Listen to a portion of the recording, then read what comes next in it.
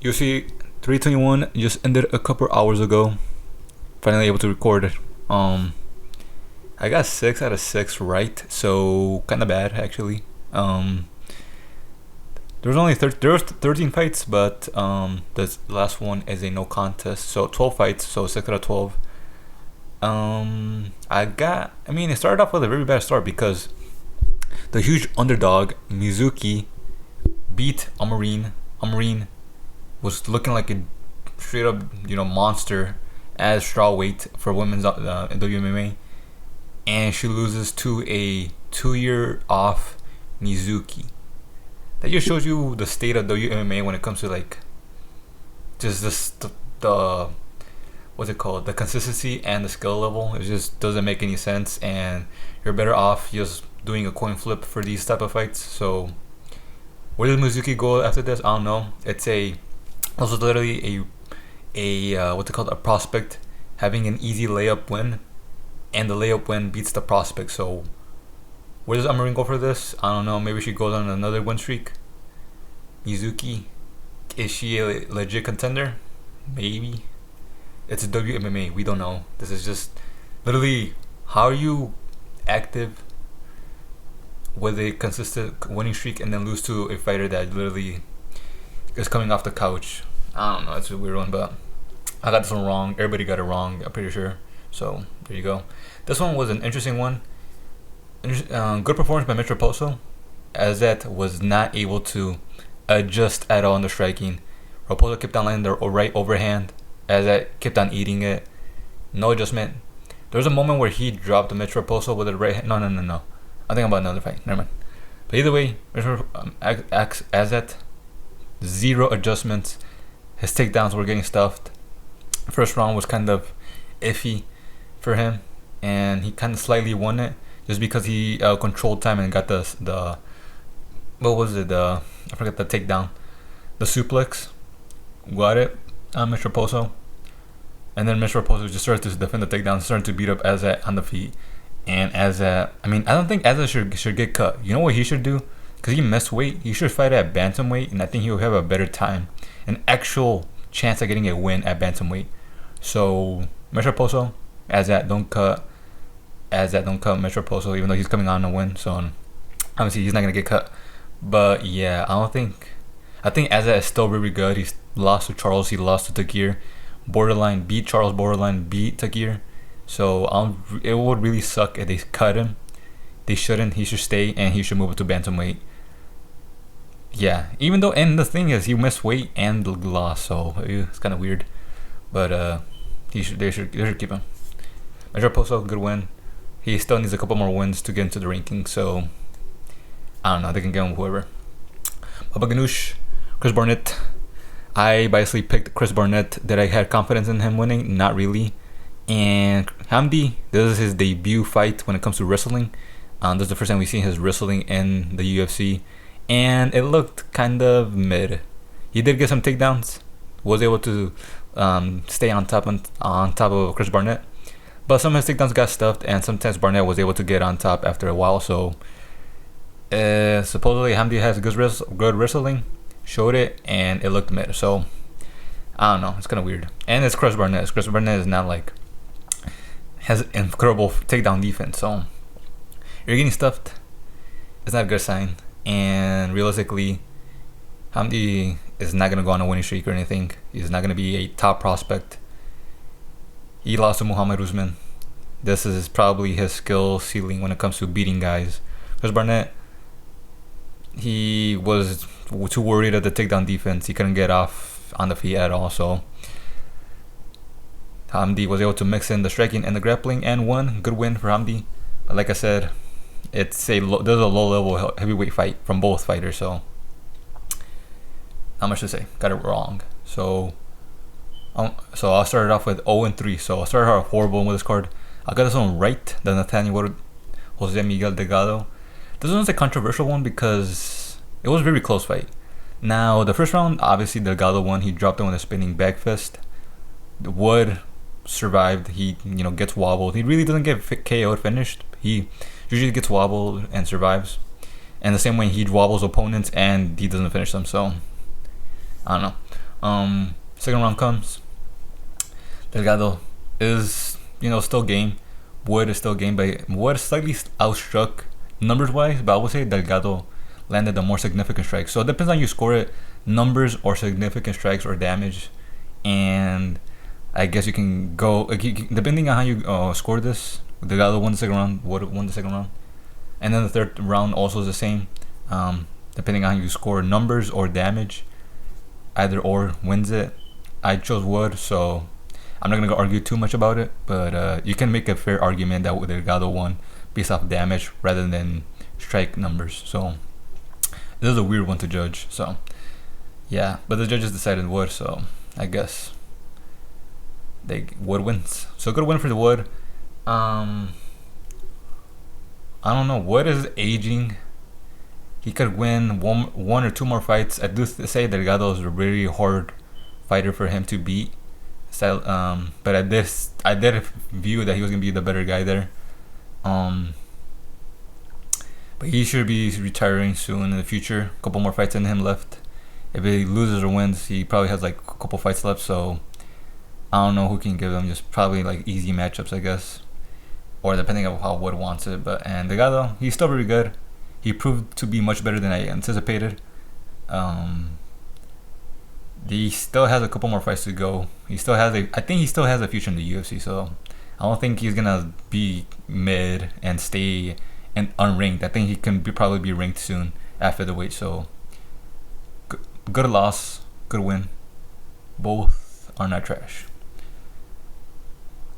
Got this one right. I didn't do my predictions on this fight on my predictions video because the ESPN website didn't have this fight on. But then later on, I commented saying, "Oh, Walter Walker's gonna win." So there was my predictions in the comment section, and there you go. He literally got the heel hook win. Walter Walker is literally Paul Craig with a chin at heavyweight, where he has zero striking, phenomenal grappling, phenomenal submission threat, but he was able to tank Louis' right hand because was Walter Walker winning forward. He ate a big right overhand. Sure, didn't get dropped or anything. Still drove the shot and got Louis against the cage. Got the heel hook and quick submission for a fat heavyweight that came in on short notice. Now, I am not a big fan of Walter Walker's call out against Baba Ganoush Hamdi Habibabu. Bro, you need an actual ranked fighter next. Why is Walter Walker trying to get these useless heel hook wins over these fat heavyweights? Get an actual test next, bro. I don't know. It's just a weird call out. At least the number 14, because Walter Walker's number 15. He's been ranked for like 2 fights now at 15. Fight someone who's ranked. I don't know why you're calling out fat heavyweights. But yeah. Decent win, I guess. I don't know. Mid win. But anyways, next up, Rebecki Klein versus Mateusz Rebecki. This one was a amazing fight of the night. That is correct. I do agree with that. Amazing fight. Mateusz Rebecki, he did land some takedowns. Didn't really do much with it in the first and the second. But I was expecting Mateusz Rebecki to mix in the grappling and the striking, rather than just focus on striking or on grappling, and that's it. He didn't mix in the takedowns, go into the striking, or striking into the takedowns. He literally just stroked or wrestled. Now, yes, Mateusz Rebecki doesn't have a high fight IQ. He's more of just a brawler, but I was expecting him to be a little bit more smart, study the Gamrot fight. Gamrot did a good job mixing in the striking and the grappling. And I was thinking Mateusz Rebecki has the skills, has good wrestling skills, has good striking skills, and he didn't do any of that. So lost the first 2 fights. Lost the first 2 rounds. Let it get past him. Little Klein is a good striker. I was expecting Mateusz Rebecki to crowd Klein striking, but he didn't. He would keep on getting sniped because he just kept on only striking or only grappling. So good one for Little Klein. They can do Little Klein versus Mauricio Rufy. I don't know. That's a good fight. Rufy versus Klein. That would be a banger. Let's see if Rufy is able to defend his ranking. That would be a good fight in my opinion. So Little Klein, Rufy, book it. I am really good at these matchmakings. Mateusz Rebecki, I don't know. They can give him someone else. Middleweight Ekran Aliskerov versus Young Park, aka the Iron Turtle. This was another good fight in another way, because it is a good fight visually if you just enjoy fighting, but that's not a good fight if you want Ekran to be a really good middleweight in the future. Because, okay, let me start off. The Iron Turtle, yes, he is good, but not. He should have not gone to a war with Ekran. Ekran, I don't know. Listen, you can't fault Ekran in a way, because Young Park literally is he's like a middleweight Nate Diaz, a middleweight Max Holloway, where good takedown defense, amazing chin, and constant striking pressure. So if you can't take him out in the striking or in the grappling, you're gonna have to just struggle with a guy in front of you all the time. Just keep on striking. Even though Young Park's striking isn't amazing, like a Nate Diaz striking, or Max Holloway is a good striker, so I'm not gonna say him. Yes, Ekran wasn't able to put him out, which makes sense. But I was expecting a submission, which he wasn't able to get. Young Park kept on getting up, and so a gas Ekran, who couldn't sub a Park, will be struggling against a Park who also has a good chin. So it was just a hard test. I was expecting Ekran to finish it. I guess, I mean, Ekran can improve as well. Ekran has a huge skill ceiling. It's just he just keeps on need to improve, and yeah, I was expecting. I don't know. I just didn't like that he went to a kind of a war with Young Park. I just didn't like that.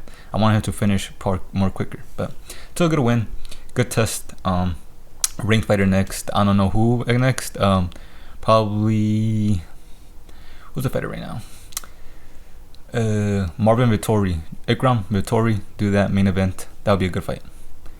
Ekran Oscar Vettori next year. Lightweight, Nasrat Haqparast versus Klein Salkilld. I got some right. I did pick Quillen with I think it was a second round submission, because Nasrat wrestling looked kind of questionable. But Quillen got the head kick KO in the first round. That was a beautiful head kick KO. Clean KO. It was a little bit scary afterwards, seeing Nasrat still not able to get up. So it's nice to see nothing really serious came out of that. A little bit of CTE, but that's the usual. Performance of the night, I will have to agree with that. That is an amazing performance. Nasrat, I don't know. A lot of people were hyping up Nasrat. I don't understand why, because he only boxes, and Quinlan mixes in the grappling and the striking. So I don't know. He's now 3 fights in the UFC. Has a good win over Nasrat. Is Quinlan Salkilld ready for the rankings? I highly doubt it. Quinlan Salkilld has a huge skill ceiling.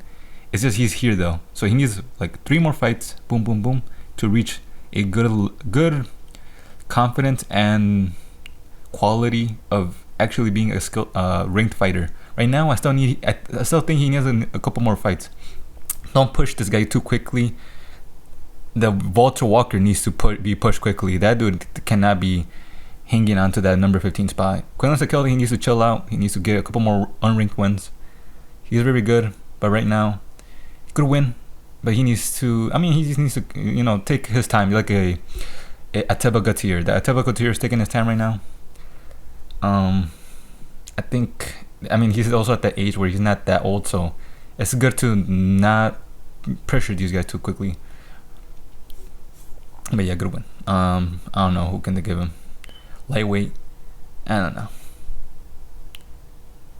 Light heavyweight, Alexander Rakic versus Azat Murzakanov. I got this one wrong, and I hate it. This wasn't the one I legit was pissed that I got wrong. I was just sad. I was like looking at my screen like what even happened?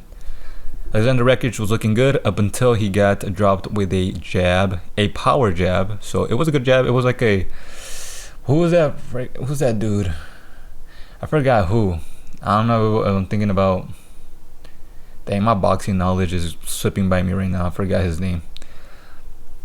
But it's someone who had a really good jab, who's known to have an amazing jab in the 80s. I forgot his name. And that's exactly how Azat just dropped Rakic, just boom. You go forward, you use your whole body, the momentum into that jab, boom, and it drops your opponent. And that's exactly what he did. Followed up with another shot and got a good stoppage. So yeah, is Azat ready for the top I don't know, top 10. I don't know. Rakic. This could be a situation where Rakic is bad or Azamat is good, or Azad. What's Azamat or Azad? Azamat. Shoot, I don't know. Maybe Azamat is really good and Rakic is, still good. I mean, Rakic was looking good in the Yuri fight and he was looking good in the Jan fight. So I don't know. That was a weird one.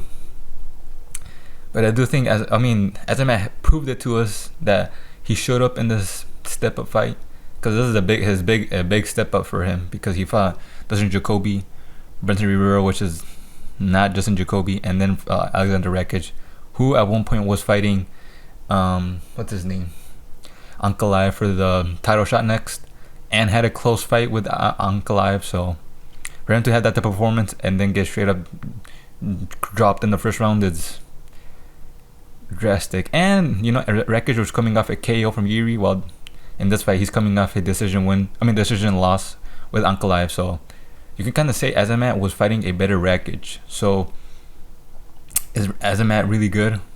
Okay, I'll have to say probably, yeah, he's really good. He just needs to. He also defended Rakic's takedowns, and Rakic is not an elite wrestler, so there's not much to take from that. But it's a really good win from Azamat. It's just, I don't know. It's interesting to see someone like his style succeed, like a DC basically. It's like he should not be winning, but he's winning. So if he keeps on winning, if he beats like someone, okay, what can they give to Azamat? They can probably give him. They can give him Jan, or they can give him Jamal Hill, or what would be a really good fight? Azamat and Khalil Roundtree. They can do that one for a main event. Khalil Roundtree, Azamat Murzakanov, book it. Rakic, they can probably give Rakic not a Bogdan. Oh, Bogdan, what's his name? Bogdan Guskov. Definitely not that guy. They should give Alexander Rakic,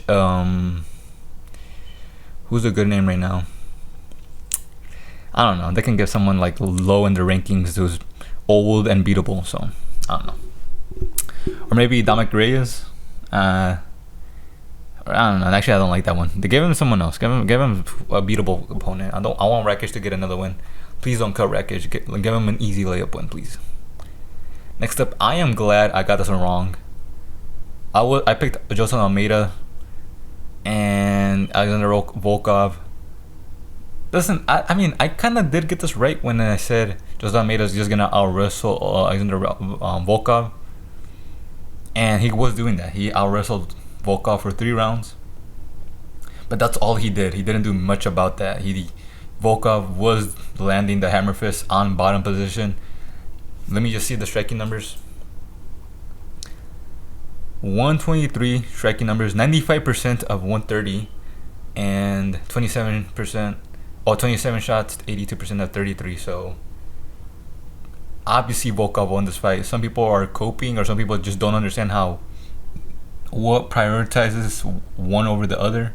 Yes, wrestling can win you a fight, but when you're wrestling and eating 123 shots while you only landed 33, you obviously lost the fight. And there was a moment on the feet where Volkov landed the knees that goes over just bland wrestling. It was good. It was good judging from the judges to give it to Volkov. So good win for Volkov. He beat Cyril Gane. He beat Almeida. He basically deserves the next title shot. But because of how the fight for Tom versus Aspinall versus Cyril Gane, I don't know. They can give Jota Almeida. They can give him Jiri, or that would make sense. Jiri. They can give Jota Almeida for the number 2 title shot, or they can give Ankalaev. Jota Almeida Ankalaev actually doesn't sound that bad. Actually, it's pretty good. So give Jota Almeida Ankalaev. That's a good fight. Book it. I don't know. Do you kind of want to give Almeida a title shot if he beats Ankalaev? I don't know. Actually, I don't know. There's whatever. Yeah. And Alexander Volkov, I'm gonna leave my thoughts on who should fight in a little bit. This fight was exactly how I expected it to go. A close fight. Mario Bautista was gonna have a good moment against Umar. You know, Umar is really good because I don't think Mario is bad at all. And Mario Bautista having, even though he lost, his his stock rose, and you know he dropped Umar with a knee. I like I said, Mario is dangerous and he's really good and underrated and overhated. He did really good in this fight. The only thing Umar literally did all this fight was literally just lay and pray on Mario Bautista. He hold him down. He didn't really lay and pray. He more like backpacked, or just got to Mario Bautista's back and just held him down like that. But Mario Bautista even got a heel hook submission threat. So it's not really, look, sub attempts right here. 1-0. So we're gonna go like damage only, Mario Bautista won. But obviously I do think Umar did win. He did land some strikes of himself. 81. Most of those were from the ground, but so I mean, I guess on the feet, Mario Bautista definitely destroyed Umar.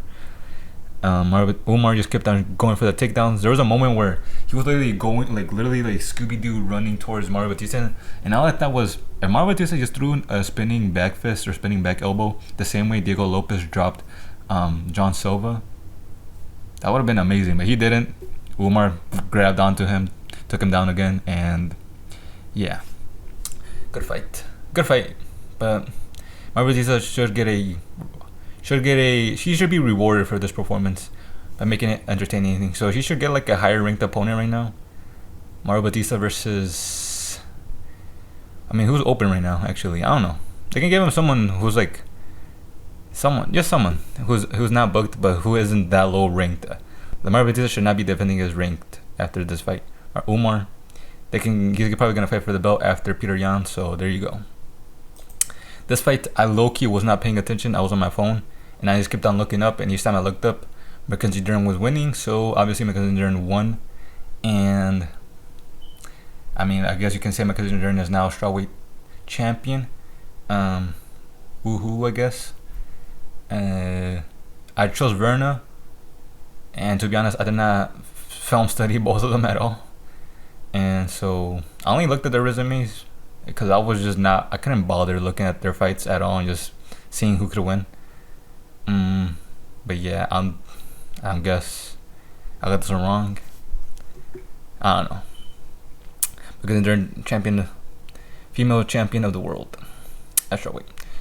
Okay, the last fight. This fight was really anticlimactic. That's the first thing that comes to mind. And this kind of makes things interesting in the sense of the outcome.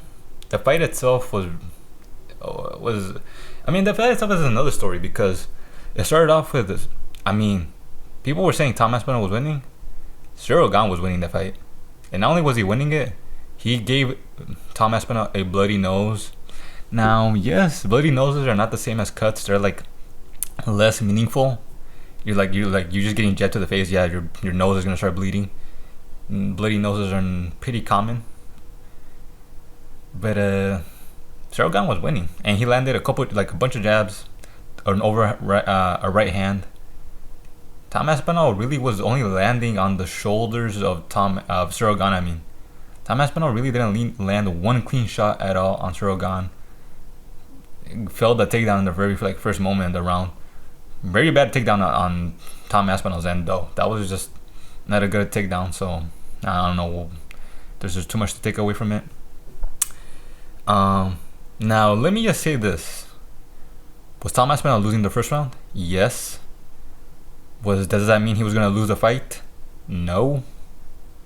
Tom Aspinall trains with a bunch of good guys. Ante Delija is one of them. Ante Delija, I'm pretty sure he's a pretty good sparring partner to have. And I mean, Tom Aspinall trains in a really good gym. Trains with like a lot of good heavyweights. I highly doubt Tom Aspinall was gonna gas after the second round. I mean, after the first round, and just slow down and just get destroyed.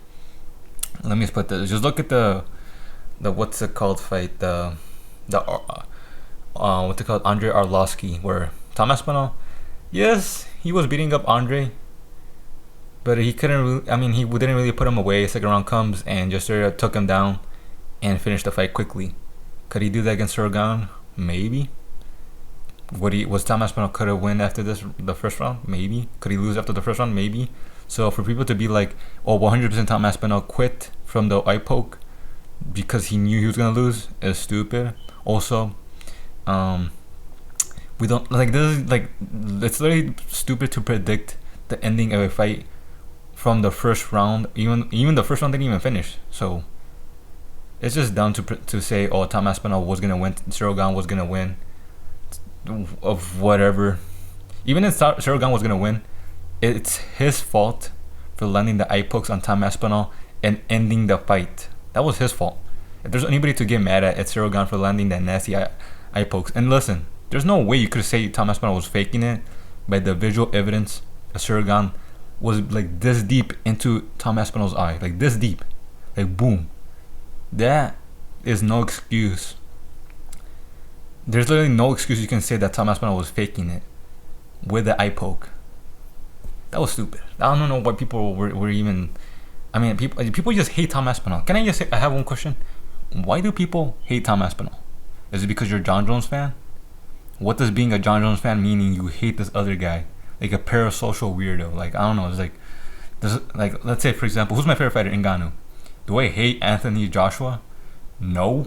Why would I care about Anthony Joshua? Like, that's just the same sentiment. Like, I don't, like, if you're a Jon Jones fan, why do you have an emotional negative, like, why do you force yourself to waste your energy on hate on a fighter that isn't even worth hating on? Tom Aspinall doesn't do anything like bad. He doesn't have a criminal record. He literally is just a chill dude who doesn't even talk trash to opponents. And literally, Tom Aspinall's like, I guess you can say, biggest moment in trash talking is literally bringing a rubber duck to a UFC fight. Like, that's literally the worst he did. I don't know. It's just weird, people hating on Tom Aspinall for no reason. I don't get that. Tom Aspinall not my favorite fighter, but like, why even hate him? Like, I don't know. Like, I don't even hate Jon Jones. Like, I'm not even saying this because I hate Jon Jones. I don't even hate him. Like, if not, Jon Jones, in my opinion, is the GOAT, and he is. I mean, he is really good. And I even complimented him in the prediction, saying he's very smart, that he avoided Tom Aspinall and didn't risk the fight against Tom Aspinall and didn't taint his resume. That's what I said. Well, not exactly that, but I kind of alluded to that. Well, anyways, even though I went on a little rant, Dana White basically said this is going to be rebooked. Makes sense. Now, obviously, they're both going to fight each other, so those are my predictions on who they're going to fight, even though they're not predictions, 100% confirmed. Like I said, let me go back to the Volkov dude. So, this is going to be a rebooked fight. I guess Tom Aspinall is gonna. If there's a reason why this fight is gonna take a while to rebook, is because Tom Aspinall has an eye poke injury and he went to the hospital after this. So it's not like this fight is gonna quickly get rebooked until, like, let's say January or February. It's probably gonna take much longer for Tom Aspinall to recover. If this is going to happen, which is going to happen, Volkov is gonna have to wait very long for a title fight. So there's one thing he could do. He can either fight someone else, let's say at this point he's gonna have to rematch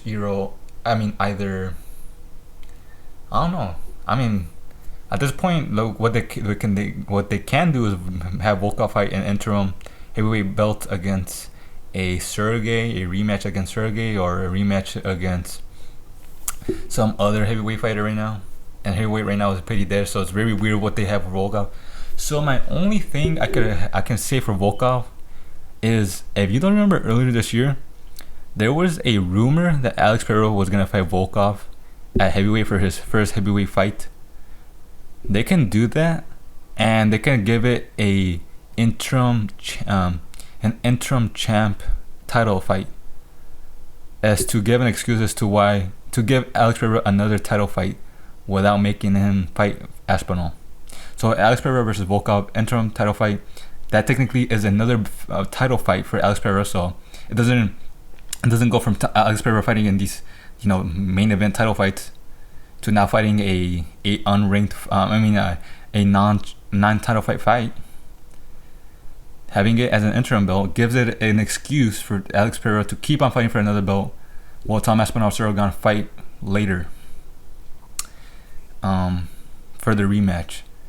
So that's what my brain is thinking. It's thinking Alex Pereira versus Volkov interim title fight, and then Tom Aspinall, Cyril Gane a little bit later when the rematch happens, and then the winner of the winner of Alex Pereira versus Volkov fights that winner of Tom Aspinall versus Cyril Gane. So that's what my brain is thinking for the heavyweight division. I don't know if you guys think it's stupid. I don't know if you guys think it's smart. Let me know. But that's what I'm thinking. Tom Aspinall, Cyril Gane rematch. Alex Pereira, Volkov interim title fight to keep Alex Pereira in the title fight limbo state. So yeah, those are my thoughts for this card, for this recap. And yeah, next week. Well, is it next week or is it 2 weeks from now? Because sometimes they give us 2 weeks from now. It is, I think, next week. We have Garcia versus Onama, and then after that we have Bonfim versus Brown. Bro, I'm gonna be hanging from a ceiling having to just watch these fights because I do not like these at all. And then after that we have JDM versus Azam. So 2 horrible cards, and then we have a horrible ending for UFC 321. So it's gonna be really dead for the UFC in a couple weeks. So yeah, not much to look forward to. But yeah, there you go. Those are my thoughts on the whole fight card and who the guys should fight next. But yeah, thank you guys for watching. Like and subscribe, and goodbye.